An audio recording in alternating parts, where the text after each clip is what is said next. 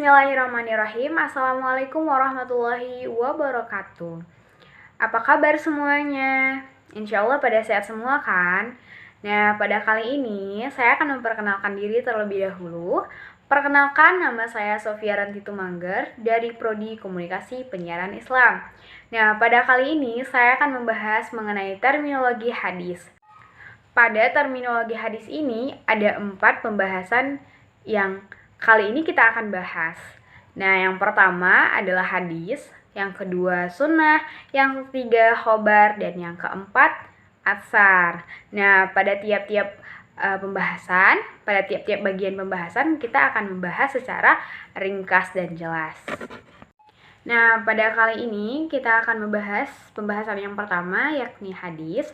Hadis berasal dari kata hadasa yuhadisu hadisan, yang berarti komunikasi, cerita, atau percakapan baik dalam konteks agama maupun duniawi, atau dalam konteks sejarah, peristiwa, dan kejadian aktual.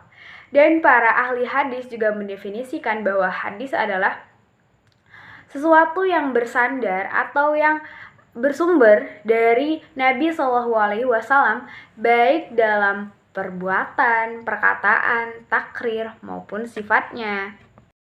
Nah, pada pembahasan kedua, kita akan membahas pengertian dari sunnah. Sunnah secara etimologi berarti jalan lurus dan berkesinambungan, baik yang baik maupun yang buruk. Sebagaimana para ulama juga dapat memberikan definisi tentang sunnah, salah satunya adalah jalan dan kebiasaan yang baik atau yang jelek.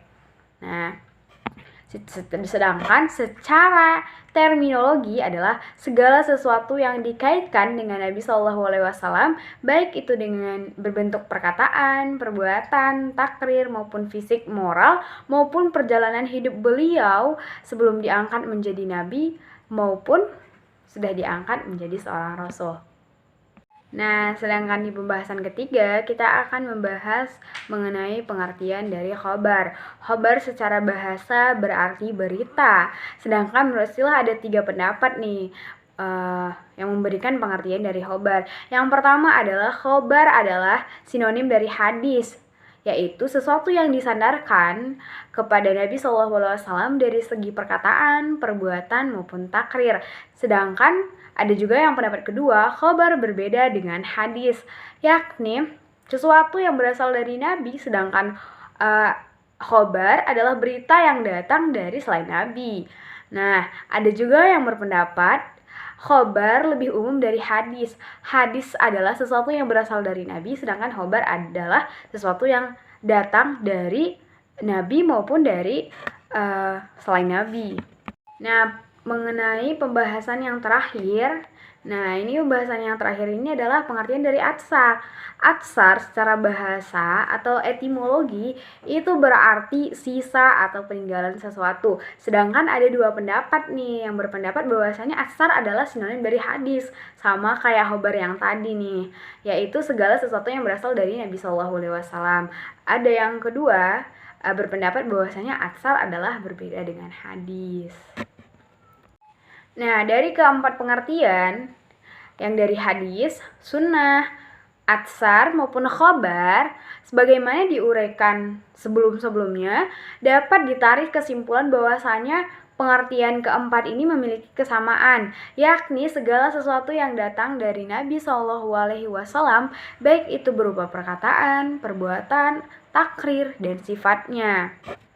Nah, pada pembahasan kali ini kita akan membahas mengenai kedudukan dan fungsi Al-Quran. Secara global atau keseluruhan, bahwasanya sunnah sejalan dengan Al-Quran, yakni menjelaskan yang mubham, merinci yang muzmal, membatasi yang mutlak, dan menghususkan yang umum, dan menguraikan hukum dan tujuannya.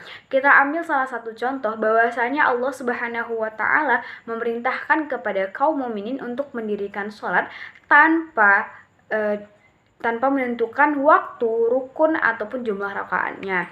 Nah, lalu Rasulullah SAW pun menjelaskan kepada kaum muslimin dengan melalui praktek sholat beliau. Nah, oleh karena itu kaum muslimin bisa melaksanakan sholat dengan tata caranya.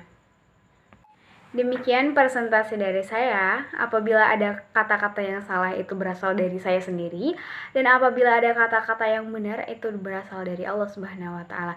Sebelum saya menutup presentasi saya akan menyampaikan sebuah pantun. Siang-siang pergi ke kota, jangan lupa beli alpukat. Demikian presentasi saya. Semoga bisa bermanfaat. Aku qauli hadza wastaghfirulli walakum. Wassalamualaikum warahmatullahi wabarakatuh. Sampai jumpa.